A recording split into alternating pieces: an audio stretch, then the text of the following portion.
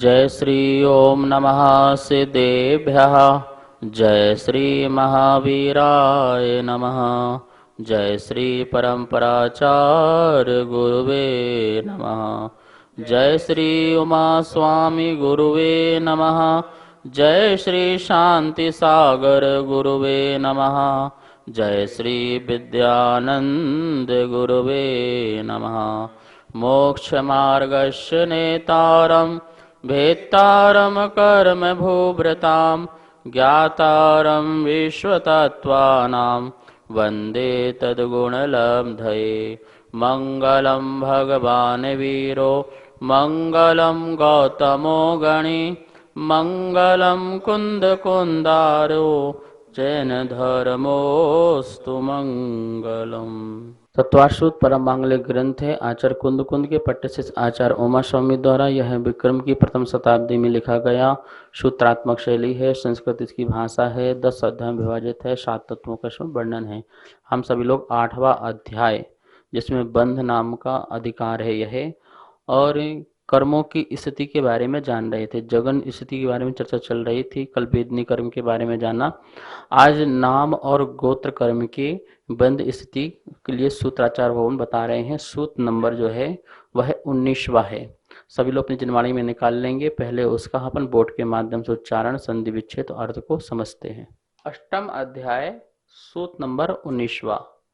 नाम गोत्रयो रष्टौ। फिर देखिए नाम गोत्रयो रष्टौ। बहुत सरल सूत्र है। नाम गोत्रयो हो, रा का विसर्ग हो जाएगा, उससे आ निकलेगा तो अष्टौ। ठीक है। नाम गोत्रयो ये पूरा एक समस्त बना हुआ है। षष्ठी का द्विवचन में नाम और गोत्र की जो स्थिति है, कौन सी स्थिति? जगन स्थिति। अपरा चल रहा है ना, इसके पीछे सूत्र में आया था अपरा द्वादश मुहूर्त। तो अष्टौ 8 मुहूर्त जगन स्थिति है। अपरा शब्द पीछे के सूत्र से ले लेंगे और मुहूर्त जो शब्द आया था उसको भी पीछे के सूत्र से इसमें अपन जोड़ लेंगे। तो यहाँ पर अष्टौ मतलब 8 लिख दिया है। तो 8 मुहूर्त, कितना मुहूर्त? 8 मुहूर्त की जगन स्थिति होती है। कौन से कर्म की? नाम कर्म की और गोत्र कर्म की।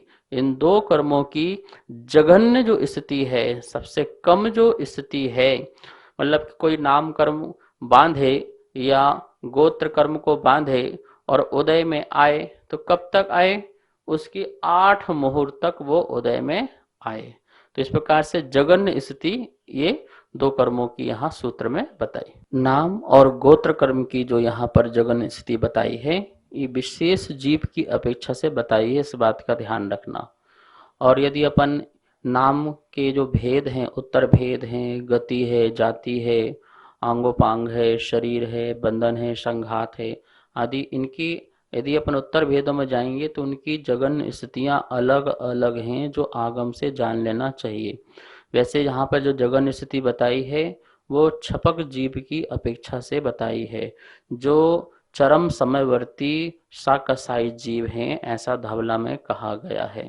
उच्च गोत्र में भी यही बात है कि उच्च गोत्र का जो जगन स्थिति का बंध है वो भी चरम समयवर्ती शाकसाई जीव के ही होता है। और अन्य जो जीव हैं, एक इंद्रिय जीव हैं, पर्याप्तक अपर्याप्तक, 2 इंद्रिय आदि जो भी जीव हैं, उनकी जो जगन स्थितियां हैं वो बिल्कुल भिन्न हैं। गोत्र में भी ध्यान रखना है कि उच्च गोत्र और नीच गोत्र 2 प्रकार से भेद होते हैं। तो जो उच्च गोत्र है उसकी जगन स्थिति तो 8 मुहूर्त प्रमाण है। जो नीच गोत्र है उसकी 8 मुहूर्त प्रमाण नहीं है। पल्योपम के असंख्यातवे भागकम सागर के 2/7 भाग प्रमाण जो है यह नीच गोत्र कर्म की जघन्य स्थिति इतनी मानी जाती है। इस प्रकार से हमें जीवकांड आदि ग्रंथों से इनकी जो स्थितियां हैं उनके बारे में, भिन्न भिन्न कर्मों के जो उत्तर कर्म हैं उनके बारे में जानना चाहिए। यहाँ पर तत्वाश्रुत में उमा स्वामी ने बिल्कुल सामान्य से कथन किया है। 2 सूत्रों के माध्यम से आचार्य ने वेदनी कर्म और नाम और गोत्र इन 3 कर्मों की जघन्य स्थिति बताई। अब शेष कर्म और हैं। कौन कौन से शेष कर्म बचे? जैसे ज्ञानावरणी, दर्शनावरणी, मोहिनी और अंतराय कर्म। ये जो कर्म बचे हुए हैं, इन कर्मों की जो जगन्य स्थिति है कितनी है? तो एक सूत्र के माध्यम से आचार्य भगवान सबकी जगन्य स्थितियां बताते हैं। आइए सूत्र नंबर 20वां है, उस सूत्र का बोर्ड के माध्यम से उच्चारण करते हैं और अर्थ को समझते हैं। अष्टम अध्याय का सूत्र नंबर 20वां, शेषाणा मांतर मुहूर्ता। क्या लिखा है? शेषाणा मांतर मुहूर्ता। ठीक है, सूत्र समझ में आ गया आपको पढ़ना। अब देखिए, शेषाणाम अपन ने संधि करी तो शेषाणाम इससे निकलेगा आ, तो अंतः, रा का विसर्ग हो जाता अंतः मुहूर्ता, तो दोनों को मिला दें तो अंतर मुहूर्ता बन जाएगा। ठीक है ना, शेषाणाम अंतर मुहूर्तः। और यदि रा का विसर्ग कर दें तो अंतः मुहूर्तः, विसर्ग का ही रा बन जाता है तो अंतर मुहूर्त बन जाता है, अंतर प्लस मुहूर्त, तो अंतर मुहूर्त। शेषाणाम, जो शेष कर्म बचे हुए हैं, कौन कौन से शेष कर्म बचे हुए हैं?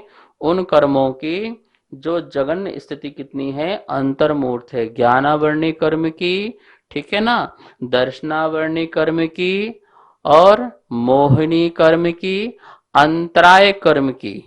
ये जो कर्म बचे हुए हैं, क्योंकि नाम गोत्र और वेदनी हो चुका है, और एक आयु कर्म की। ठीक है, इन कर्मों की जो जगन्य स्थिति है वो कितनी है? अंतर्मूर्त है। कितने कर्मों की? 5 कर्मों की। लिख लेंगे, ज्ञानावरणी कर्म, दर्शनावरणी कर्म, मोहनी कर्म और आयु कर्म, अंतराय कर्म। इन कर्मों की जो स्थिति है वो कितनी है? अंतः मुहूर्ता, अंतर मुहूर्त है। अंतर मुहूर्त आप सभी जानते हैं, मुहूर्त के अंदर, इसका नाम है अंतः मतलब अंदर, मुहूर्त मतलब मुहूर्त। मुहूर्त 2 घड़ी का एक मुहूर्त होता है। कितनी घड़ी का? 2 घड़ी। 2 घड़ी कितनी? 1 घड़ी 24 मिनट की होती है, तो 2 घड़ी लगाएंगे तो वह मुहूर्त होता है। उसके अंतः मतलब अंदर, तो एक समय कम, 2 मुहूर्त में एक समय कम लगा लीजिए तो वो उत्कृष्ट अंतर मुहूर्त हो जाएगा। मन में प्रश्न उठ रहा होगा कि ज्ञानावरणी के तो 5 भेद हैं, दर्शनावरणी के 9 भेद हैं, मोहिनी कर्म के 28 भेद हैं, अंतराय कर्म के 5 भेद हैं और आयु कर्म के 4 भेद हैं। क्या सभी जो उत्तर प्रगतियां हैं उनकी जगन्य स्थिति अंतर मुहूर्त है? तो सभी की नहीं। आप लिख लीजिए, ज्ञानावरणी की तो 5 जो प्रगतियां हैं उनकी लगा लेंगे, और दर्शनावरणी जो है उनमें 4 लगाएंगे। ठीक है ना, चक्षु दर्शन, अचक्षु दर्शन, अवधि दर्शन और केवल दर्शन। और मोहिनी कर्म में मात्र एक लोभ सुंजलन कसाय लगाएंगे। कौन सी कसाय? लोभ, और वो भी सुंजलन की, ना कि अनंतावंदी अप्रत्याख्यान आदि की, सुंजलन लोभ, और 5 अंतराय। इस प्रकार से इन 15 कर्मों का जगन्य स्थिति बंद अंतर मुहूर्त प्रमाण होता है। ठीक है ना, ऐसा धवला ग्रंथ में लिखा है। इन कर्मों की जो जगन्य स्थिति है कितनी? मात्र अंतर मुहूर्त प्रमाण होती है। अंतर मुहूर्त जो है भी कई प्रकार के होते हैं, जगन्य अंतर मुहूर्त, उत्कृष्ट अंतर मुहूर्त और मध्यम अंतर मुहूर्त। आवली प्लस 1 समय जो है वो जगन्य अंतर मुहूर्त होता है। 2 मुहूर्त में एक समय कम वो उत्कृष्ट अंतर मुहूर्त होता है, और जगन्य और उत्कृष्ट के बीच के जितने भी समय हैं वह मध्यम अंतर मुहूर्त कहलाता है। तो इस प्रकार से इन कर्मों के जिन 15 जो कर्म आपको गिनाए हैं, इन कर्मों की कौन सी स्थिति होती है? अंतर मुहूर्त प्रमाण जगन्य स्थिति होती है। यहाँ एक बात और ध्यान रखना है, 5 जो ज्ञानावरणी कर्म और दर्शनावरणी कर्म की जो 4 प्रगतियां गिनाई आपको, चक्षु, अचक्षु, अवधि और केवल दर्शन, और 5 अंतराय, इनकी जो जगन्य स्थिति का बंध है किनको होता है? तो सूक्ष्म जो सांप्राय गुणस्थानवर्ती मतलब 10वें गुणस्थानवर्ती जीव हैं उनको ही जगन स्थिति इस प्रकार का अंतर्मुहूर्त का जो है बंध बंधता है। और जो 9वें गुणस्थानवर्ती हैं अनुवृत्ति करण वाले जो 9वें गुणस्थान वाले हैं उनको सूक्ष्म लोभ का जो है अंतर मुहूर्त का जो है स्थिति बंध बंधता है। तो जो 9वें गुण स्थानवर्ती हैं उनकी अपेक्षा से यहाँ पर यह अंतर मुहूर्त की चर्चा की गई है। दर्शनावरण कर्म की जो 5 और जो बची हैं निद्रा निद्रा निद्रा प्रचला प्रचला प्रचला और स्थान वृद्धि, इनका जो जगन स्थिति बंद है वो कितना मिलता है? तो गौमठसार कर्मकांड में इसकी जो है जगन स्थिति आई है। कितनी आई है? पल्लोपम के असंख्यातवें भाग से हीन सागरोपम के 3/7 भाग प्रमाण जो है इनकी जघन्य स्थिति बताई है। दर्शनावली के 5 और रह गए थे ना, तो उनकी स्थिति इस प्रकार से यहाँ पर कितनी बताई है? पल्लोपम के असंख्यातवें भाग से हीन सागरोपम के 3/7 भाग प्रमाण जो है इनकी जगन्य स्थिति होती है। और यह जगन्य स्थिति कौन बनता है? तो बादर एकेंद्रीय जो पर्याप्तक जीव है वह इस प्रकार की जो है जगन्य स्थिति को बांधने वाला होता है। अब मोहिनी कर्म में अपन ने सुंदलन जो लोभ था उसका तो अपन ने देख लिया कि अनवृत्ति गुण स्थान वाला जो अंतर मुहूर्त की कर्म की स्थिति बंद बांधता है, लेकिन शेष मोहिनी कर्म जो हैं उनकी जगन्य स्थितियां कितनी कितनी होती है तो उसका आगम में बताया है। मिथ्यात्म कर्म का जो जगन्य स्थिति बंध है वो कितना है?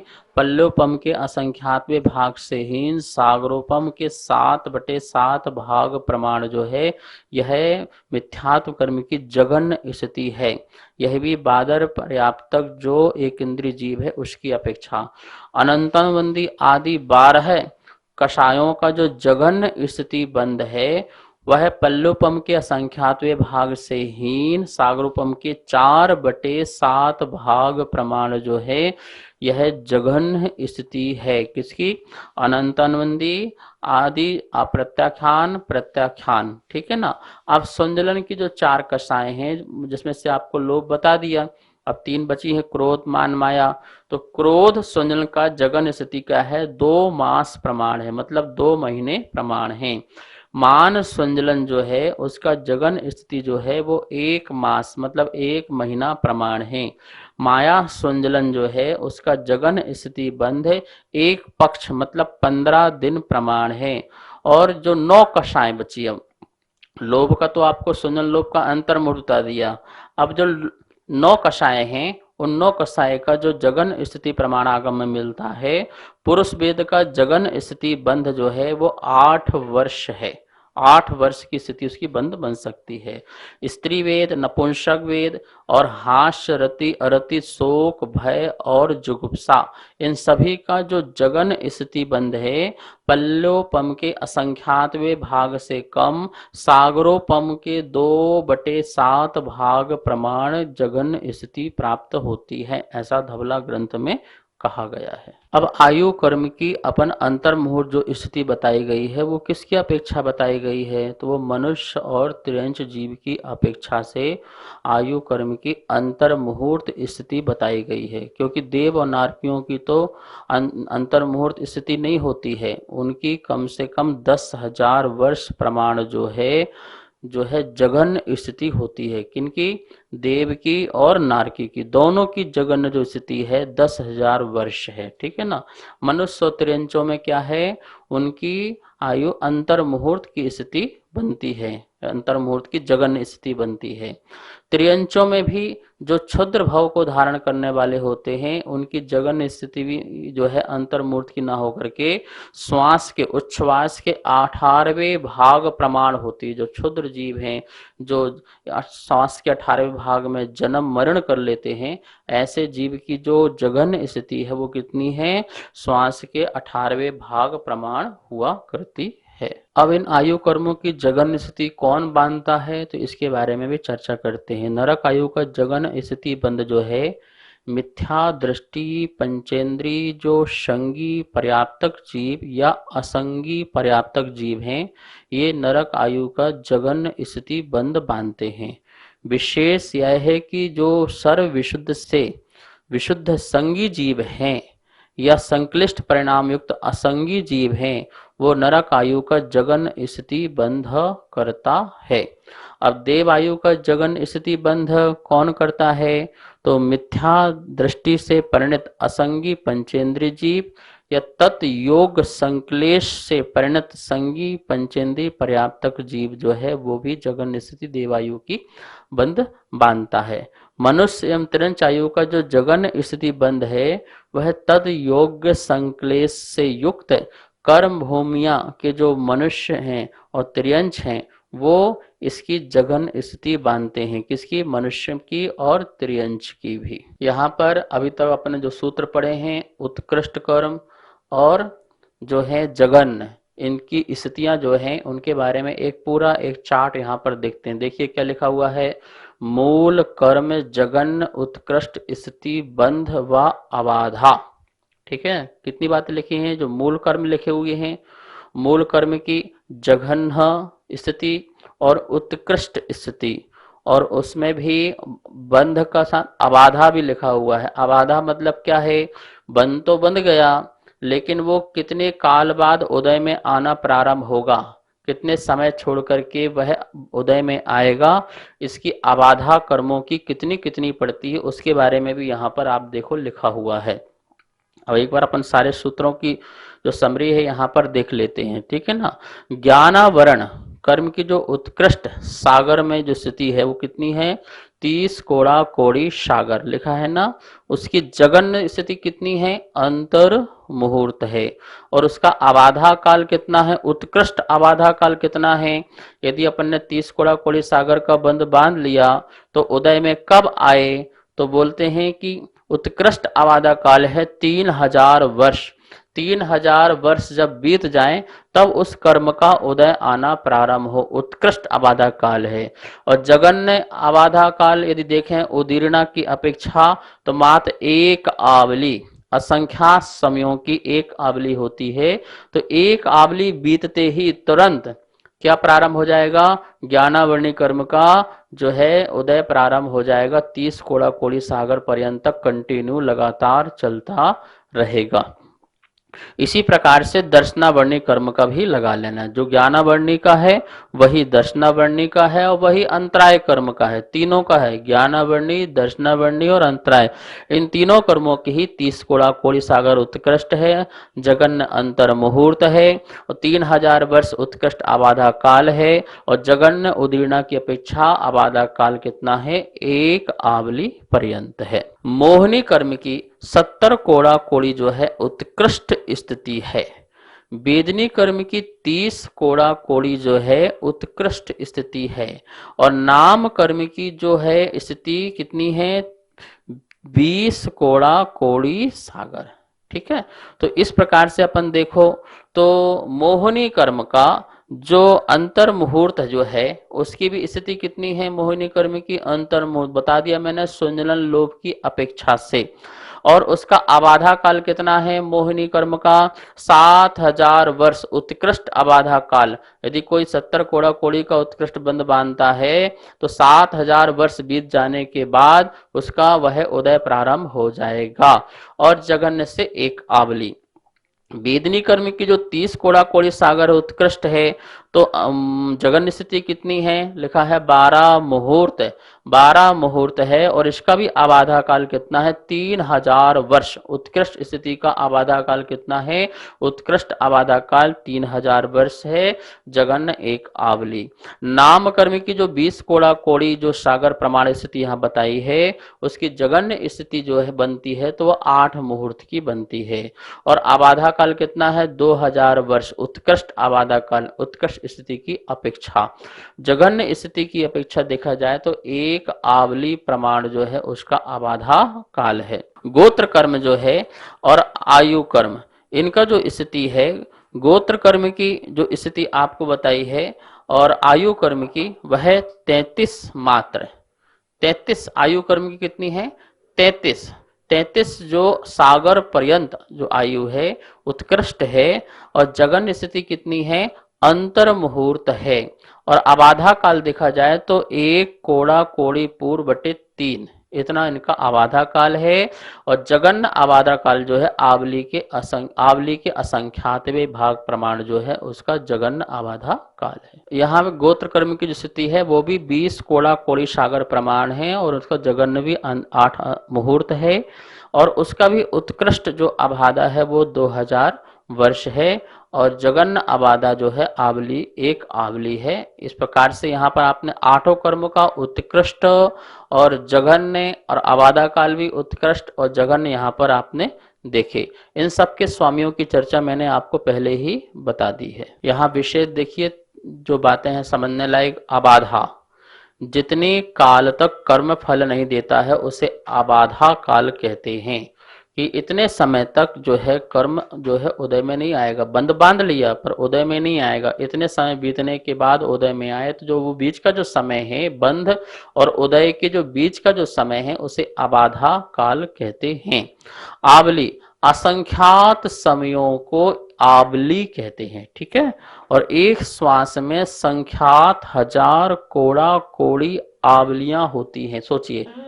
तो असंख्यात समयों की एक आवली होती है और जो एक आवली की बता रहे हैं कितने उसमें समय लग गए। तो एक श्वास, जब अपन एक श्वास लेते हैं तो उसमें संख्यात हजार कोड़ा कोड़ी आवलियां लग जाती हैं एक श्वास लेने में, सोचिए।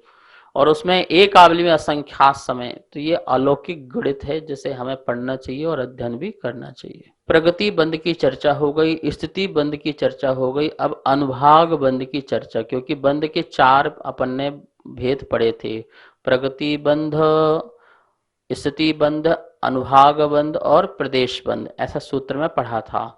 अब यहाँ पर स्थिति बंध का पूरा चैप्टर समाप्त होता है। अब अनुभाग बंध यहाँ से प्रारंभ होता है। अनुभाग, फल देने की जो शक्ति है, कर्म की फल देने की शक्ति को अनुभाग कहते हैं, अनुभव कहते हैं, विपाक कहते हैं। ये सभी एक ही नाम है। आइए सूत्र नंबर 21वां है, उसका बोर्ड के माध्यम से उच्चारण करते हैं, अर्थ समझते हैं। अष्टम अध्याय का सूत्र नंबर 21वां, विपाकोनुभवा, विपाकोनुभवा, ठीक है। संधि विच्छेद करेंगे, विपाकः, ओ का विसर्ग हो जाएगा, विपाकः, इससे खंडाकार है, इससे आ निकलेगा अनुभवः, विपाकः अनुभवः। ये स्वर आने के बाद जो है विसर्ग का ओ हो जाता है और खंडाकार का चिन्ह बन जाता है, ये व्याकरण के अनुसार। तो विपाकः अनुभवः, विपाक को अनुभवः, अनुभव कहते हैं, मतलब फल देने को। विपाक मतलब क्या हो गया, फल देने को। अनुभवः, अनुभाग कहते हैं, अनुभव, जो अनुभव करता है। जीव जो सुख का या दुख का अनुभव करता है उसे अनुभव कहते हैं। बोले ना, आप कहते हैं कि आपको कुछ अनुभव होता है कि नहीं होता है, किसका अनुभव होता है, दुख का या सुख का। यदि आपको प्रतिकूल साधन मिल जाए तो किसका अनुभव होता है, सुख का। और अनुकूल ना मिलकर के प्रतिकूल मिल जाए तो प्रतिकूल में दुख का और अनुकूल में सुख का अनुभव होता है। तो वो जो अनुभव है, विपाकः, फल देने को, कर्म जो फल देते हैं उस फल के कारण जीव जो है उसका अनुभव लेता है तो उसे अनुभाग कहते हैं। उदय में आकर कर्मों के फल देने को अनुभव कहते हैं। समझ में आया? उदय में आके कर्मों के फल देने को अनुभव कहते हैं। कर्म उदय में आए और जीव वह उसे अनुभूत करे, वह अनुभव है, वह अनुभाग है। रस पाक जिसे कहते हैं कि कर्म अपना फल दे और जीव उसका अनुभव करे तो वह अनुभाग होता है। यह कर्म तो अपना उदय देगा ही देगा, फल तो देगा ही देगा, ठीक है। तो विपाक जो है शब्द जो आया है, विपाक, वि मतलब विशिष्ट, पाक मतलब उदय, विशिष्ट प्रकार से जो उदय में आता है उसे विपाक कहते हैं। नाना प्रकार के विशिष्ट पाक का नाम विपाक है। अनुग्रह और उपघात करने वाली जो ज्ञानावरणा आदि कर्म प्रगतियों के पूर्व आश्रव के कारण तीव्र, मंद, भाव निमित्तिक विशिष्ट पाक को विपाक कहते हैं। पूर्व में अपन ने आश्रय किया था ज्ञानावरणादि कर्म का, जो भी कर्म बांधे हैं, और वो कर्म जो हैं या तो अनुग्रह के रूप से या उपघात के रूप से, अपना ही घात करने के रूप से या अनुग्रह करने के रूप से उदय में आते हैं। जैसे शाता वेदनी अशाता वेदनी, तो शाता वेदनी का जब उदय आता है तो अनुग्रह होता है, उपकार होता है, और असाता का जब उदय आता है तो उपघात होता है, मतलब कि अनुग्रह नहीं होता है, उपकार नहीं होता, अपकार होता है जीव का, ठीक है ना। तो वो जीव संबंधी, पुद्गल और शरीर संबंधी अनेक प्रकार के जो हैं यह अनुभाग सामने दिखाई देते हैं। तो द्रव्य, क्षेत्र, काल, भव और भाव लक्षण निमित्त से जो उत्पन्न होने वाले परिणाम हैं उसे विपाक कहते हैं। इसके भेद प्रभेदों की चर्चा और विशेष खुलासा अपन कल करेंगे। आज का स्वाध्याय संपन्न करते हैं। आइए माँ जनवाणी की स्तुति करते हैं। जावाणी के ज्ञान से सूझे लोकालो, सो वाणी मस्तक धरो सदा देत हो धो। हे जिनवाणी भारती तो ही जपो दिन रे, जो तेरी सरना धरे सो पावे सुख चैन। सभी को बहुत बहुत मंगल आशीर्वाद। सभी को सादर जय जिनेन्द्र। आप सभी के सहयोग से छठे अध्याय की पुस्तकें छप के आ चुकी हैं तथा जो भी महानुभाव सातवें अध्याय की पुस्तक छपवाने में अपना सहयोग देना चाहते हैं, इसके अलावा जो भी स्वाध्याय प्रेमी जैन पाठशाला में पुण्यार्जक बनने का सौभाग्य प्राप्त करना चाहते हैं, वह नीचे दिए गए मेरे नंबर पे संपर्क करें। मैं आरती जैन, जय जिनेन्द्र।